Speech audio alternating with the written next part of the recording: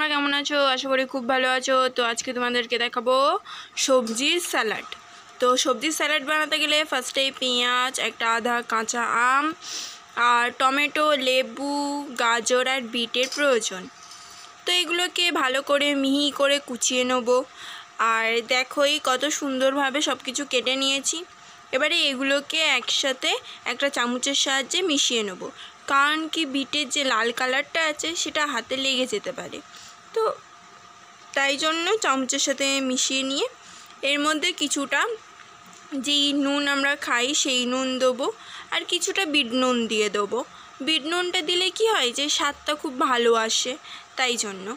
আর তোমরা তোমাদের মতো পরিমাণ মতো নুন ঝাল দিয়ে দেবে। আর এর মধ্যে অর্ধেকটা লেবু চিপে রসগুলোকে দিয়ে দিচ্ছি।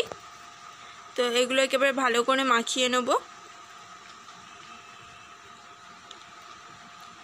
আর এর মধ্যে তোমরা পারলে একটু ধনেপাতাও দিয়ে দিতে পারো, তাতে কিন্তু স্বাদটাও খুব সুন্দর আসবে।